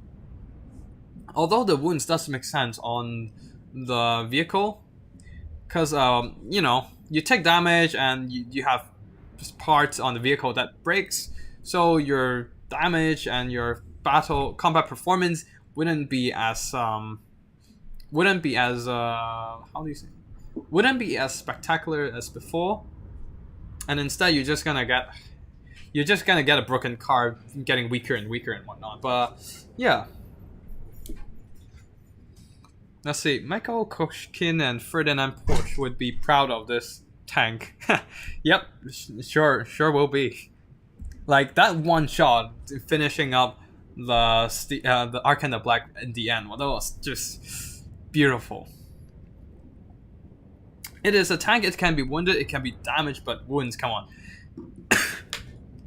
To be fair, like, those are the same for constructs, like the Tomb King's bony mecha. Yeah, the Tomb King's mechas, you know, like the statues and whatnot, they can't be wounded, but they can be damaged. But, I mean, let's put it that way. Like, is it worth it to build up another whole new unit icon? A whole set of like status effect icon and whatnot, just for the sake of, oh, we're gonna have a wounds and damage system over here, which is essentially the same freaking thing when you think about it. So I don't know. I don't find it to be much of a problem for my opinion. It's just my opinion though. I mean, given how stretched out the whole Total Warhammer development team is, like, let's not give them more workload. Like, yeah, I know. Okay, yeah, it is just see it. It is definitely funny to see the concept of a wounded tank. I agree. Mr. Tafel, live mages are engineered. Yeah, the strangest thing is live mage being able to heal construct. I mean, heal Steam Tank. This is the weirdest thing so far. Like, why? What? You're like you're regrowing the metal? What is this? Are you Necrons now? Necrodermis? What the fuck? Like you have a living metal in your freaking tank now? Wait, if you have living metal, you can just basically ruin the entire old world. Like, that shit is like literal light years ahead of Empire in terms of technology. Dude, what in the fuck, man? Man, like, oh well, it is what it is, I guess. But yeah, wounds. Like, I feel like the main thing they need to fix is that like just make steam tanks unhealable. Same goes for the other constructs, like say gyrocopters. I mean, constructs, vehicles, and whatnot. Like gyrocopters, also stop healing fucking war wagons, or I mean, stop healing Volkswagen. I guess they are like literal cars. I mean, like chariots, wood. I mean, I guess you can say that the lore of life is repairing the wood on the chariot. I don't even know. The deepest wound CA inflicted is the state of elves in domination right now. No, the deepest wound on domination is the state of dwarves. They're gonna get fucked so hard by their slow mobility. Like they can't push. They need to rely on artillery, and I mean it can work, but I mean somebody is just gonna send in flyers, big monsters, and just push straight into their backline and start routing off like missile troops, and then like they can't push for shit. So all their dwarf warriors will get stuck on fucking zombies before like they were even be able to make their way to the capture zone. I mean, on more compact maps like Silver Spire, it probably works if they can just seal off all the flanks with their infantry, but then there's just gonna be chariots and big monsters pushing through, so I don't know. Like, it's just gonna be desperate. Dwarves will fare better than HE and High Elves and Wood Elves. I'm sure about it. I don't know. I haven't tried playing more domination mostly, but I think that kiting would be really strong in that meta. It's just my 2 cents. I haven't like played domination for so long, but what we haven't seen is kiting in Game 3. The only faction able to do it is Kislev with their horse archers, but then again, you don't see that a lot because that's just literally 1 unit and you can only bring 4 max. Like, if you have good kiting units that can why kiting is so strong in land battles is because it's the most cost efficient way to trade.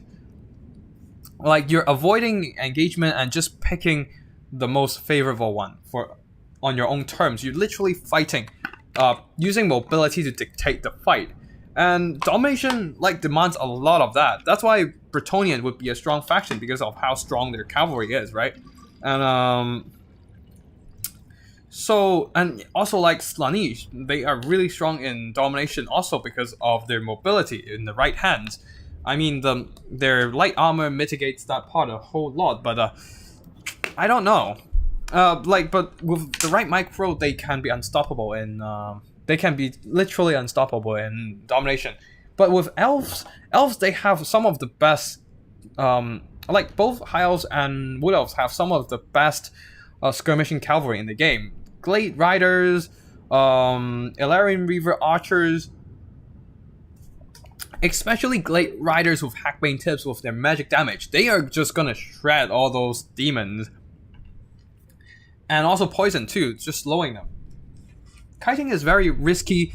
Depends on the map. I don't know, like personally I just freaking kited with Khorne. I mean, not really kiting per se, but there was a time I just played Khorne solely with like Fleshhound spam. And I just used mobility to basically sneak around the battlefield, finding gaps and gaps in their enemies' defenses, and keep just disrupting their backlines. That's the thing, because some of the maps are just too big for you to protect your rear. And once you start bringing out missile infantry, artillery, and whatnot, you just get shut down because of the mobility. If your opponent has the superior mobility, of course, kiting might be more limited these days. I have no freaking idea. If you misplay, you risk none being able to come back. But the thing is, you don't have to go into backlines. You just stay around the front line and keep shooting, and maybe send in some, cheap mobility unit to disrupt their backlines. It's not that things are better these days with like 50% of the army funds being able to be used on the starting army, but before that, oh boy, that was so bad for Cathay. Like, they just don't have enough units to defend against enemy mobility. I just use spam flash hounds and just run them down in the back line and whatnot. I don't know. I mean, of course, my 2 cents is probably different from a meta now. The reason I see elves being bad is because cheap infantry trade's bad for them, since it's basically spears, and then they have really low HP boss. Yep, definitely one major problem here. High HP infantry holds points so good. And prices. Yep, definitely a solid point there. Elves are too expensive. But the thing is, like, now that high elves have their martial prowess fixed, I mean, it's not fixed per se, but definitely stronger than before, where they can use their martial prowess till they're lower than 25% HP. But like, I don't know, like, personally, I'll try playing domination for a few games using high elves and wood elves to see how kiting works. Like, as long as you get good traits in the early game, you can probably dictate the battle in the late game, and that's how I feel like that's how you fight very cautiously in domination. I mean, we still need to wait till... yeah, you're talking about domination. Yep, that is why that's what I'm talking about, Mr. Sufo. Yeah, that's a very strange meta. Like, all we're seeing these days are Immortal Empire's early access players, the streamers who have been around the scene for quite long, and they fight with dignity. Like, they don't fight with like bullshit cheese. They don't draw kite. They don't they don't do single anti-cycle charging on streams and replays. And I feel like once the Immortal Empires comes out, we will see like players optimizing the fun out of everything. Like, there will be people trying to kite away, shooting up like poor melee units. For example, say poor Khorne fighting wood elves. I mean, there's things will be slightly better for them these days with I mean, when the DLC comes out with all those missile cavalry and more cavalry options in general. But yeah, I don't know. Like, if you don't have missiles, then you're pretty much fucked in the game. And slow, steady units. Oh, let me think. Vampirates. Ooh, they are gonna... I don't know how they are gonna perform. Like, they can't push for shit with their zombies. I don't know, man. I don't know. At the moment, you either spam good mid-tier infantry or cheap infantry and swarm points. Yep, sounds basically like what happens in Domination. I don't know. I mean, that sounds like a much better option than mobility. I do agree. But then there's magic. Magic is more limited these days, but then, I don't know. Like, to be fair, elves do have some decent, like, chaff clears, high elves at least, rangers. They do well against cheap chaff, so there's that, I guess. And then just drop in some spells and fight them. Or you just bring 2 mages and start spamming those spell books.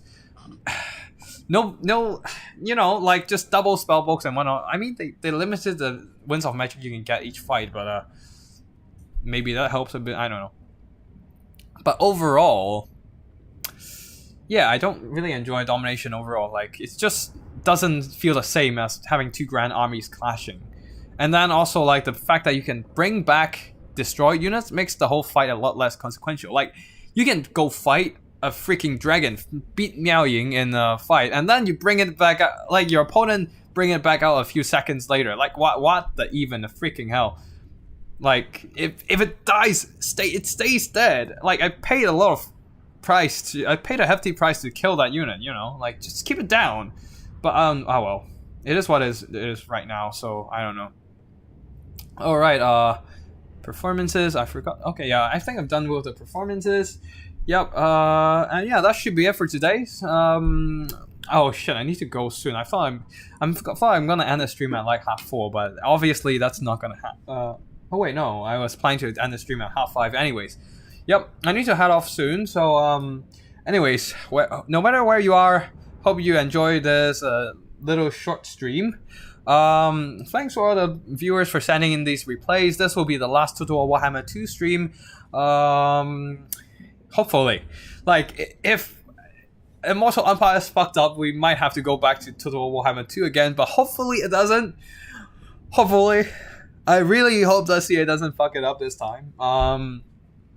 And yeah, big thanks to everyone who has been supporting me over this year and a half. It's been a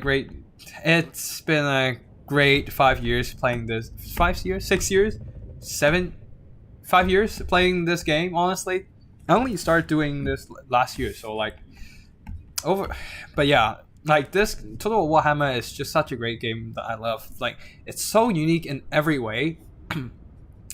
You don't really find anything similar. The more realistic army clashes. I mean, like, let's to be fair, corner camping isn't exactly a realistic battle tactic, but yeah, the stuff it offers is just so unique, and I do hope that it I do really hope that it prosper in Immortal Empires, but we'll see what CA does with the game. Personally, I don't really like domination mode, so I'll be keeping the channel's focus on land battle. I mean, if there's anything worth noting in domination, I might do a video to do the gameplay casting, but overall, it's not gonna be a thing. Like, tournaments, if I host any, will still be in land battles. Streams, I'll just focus on land battle gameplay as well, and definitely land battle battle cast will be the majority.